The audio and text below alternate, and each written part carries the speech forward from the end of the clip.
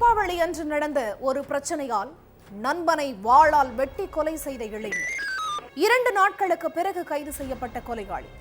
பள்ளி பருவத்திலிருந்தே ஒன்றாக சுற்றித் திரிந்த நண்பனை இளைஞர் வாளால் வெட்டி கொலை செய்தது ஏன்? தீபாவளி அன்று வெடித்த பிரச்சனை என்ன?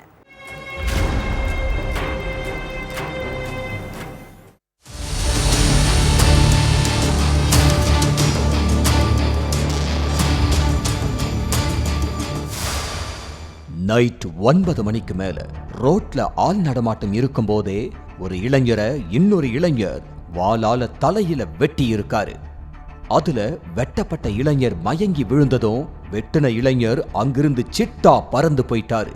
அதுக்கப்புறம் பொதுமக்கள் கொடுத்த தகவலோட அடிப்படையில அங்க வந்த போலீசார் தலையில வெட்டுப்பட்டு கிடந்த இளைஞரை மீட்டு மதுரை கவர்மெண்ட் ஹாஸ்பிட்டலுக்கு அனுப்பி வச்சுட்டு சம்பவம் நடந்த இடத்துல இருந்த சிசிடிவி கேமரா பதிவுகளை ஆய்வு பண்ணி இருக்காங்க. அதுல வெட்டுப்பட்ட இளைஞரும் வெட்டுன இளைஞரும் 2 பேருமே ஒரே பகுதியை சேர்ந்தவங்க தான் அப்படிங்கிறது தெரிஞ்சிருக்கு. அடுத்து அந்த பகுதிக்குட்பட்ட 2 இளைஞர்களோட நண்பர்கள் கிட்டையும் விசாரிச்சிருக்காங்க போலீசார். அப்பதான் இந்த கொடூர சம்பவத்துக்கான காரணம் தெரிய வந்திருக்கு. சிவகங்கை மானாமதுரை அலங்கார் நகர் பகுதியைச் சேர்ந்தவர் தான் 29 வயதான இளைஞர் பாண்டி. கோவையில உள்ள ஒரு பேக்கரியில வேலை பார்த்துக்கிட்டு இருந்த பாண்டி விடுமுறையில அடிக்கடி ஊருக்கு வந்துட்டு போறது வழக்கம். அப்படித்தான் தீபாவளி அன்னைக்கும் விடுமுறையில ஊருக்கு வந்த பாண்டி தன்னோட நெருங்கிய நண்பர் பிள்ளத்தி மணி மற்றும் அலங்கார் நகர்ல உள்ள இன்னும் 2 இளைஞர்களோட 2 பைக்ல நைட்ல ஊர் சுத்தி இருக்காரு. அப்போ பிள்ளத்தி மணி ஒரு இளைஞரோட பைக்கை இடிச்சு கீழே தள்ளி சேதமாக்கி இருக்காரு. அந்த பைக்கை மறுநாள் சர்வீஸுக்கு கடையில விட்டப்ப கடை ஊழியர்கள் 14,000 ரூபாய் கேட்டிருக்காங்க.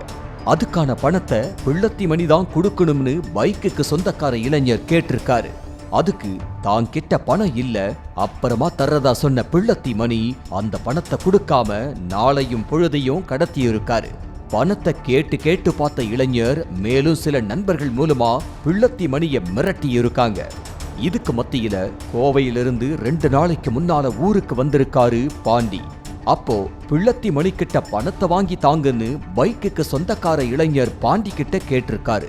அதனால பிள்ளத்தி மணிக்கு போன் பண்ணின பாண்டி 14,000 ரூபாயை கொடுத்துரு, இல்லன்னா தேவையில்லாத பிரச்சனைகள் தான் வரும்னு சொல்லி இருக்காரு. உன்னால நானும் பதில் சொல்ல வேண்டியதா இருக்குன்னு கண்டிப்பா பேசி இருக்காரு. அதனால நண்பன் மேல பிள்ளத்தி மணிக்கு கோபம் அதிகமாகி இருக்கு.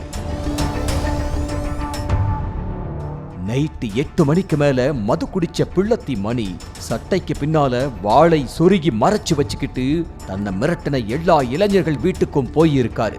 ஆனா அந்த இளைஞர்கள் எல்லாருமே அவங்க வீட்டுல இல்ல. அதனால பாண்டி வீட்டுக்கு போயிருக்காரு பிள்ளத்தி மணி. அப்போ எதிரிலேயே யதார்த்தமா வந்திருக்காரு பாண்டி. அவர்கிட்ட தன்னை மிரட்டின இளைஞர்கள் எங்க இருக்காங்கன்னு ஆவேசமா கேட்டிருக்காரு பிள்ளத்தி மணி. அவங்க இருக்கிற இடம் எனக்கு தெரியும், ஆனா நான் சொல்ல மாட்டேன். மது போதையில தேவையில்லாத பிரச்சனை பண்ணாம வீட்டுக்கு போன்னு சொல்லி இருக்காரு பாண்டி. அதனால டென்ஷனான பிள்ளத்தி மணி தன்னை மிரட்டின இளைஞர்களை காப்பாத்துறியா, அப்ப நான் உனக்கு முக்கியம் இல்லையான்னு கேட்டதோட நண்பன் பாண்டியோட தலையிலேயே வாளால வெட்டி இருக்கான். அதுல பாண்டி மயங்கி விழுந்ததும் அங்கிருந்து பிள்ளத்தி மணி எஸ்கேப் ஆயிட்டான். இதுக்கிடையில சிகிச்சையில இருந்த பாண்டி உயிரிழந்துட்டாரு. பல்வேறு குற்ற வழக்குகள்ல தொடர்பு இருக்கிற பிள்ளத்தி மணியோட செல்போன் நம்பரை ட்ரேஸ் பண்ணி 2 நாளைக்கு அப்புறம் ஒரு உறவினர் வீட்டுல வச்சு போலீசார் கைது பண்ணி இருக்காங்க.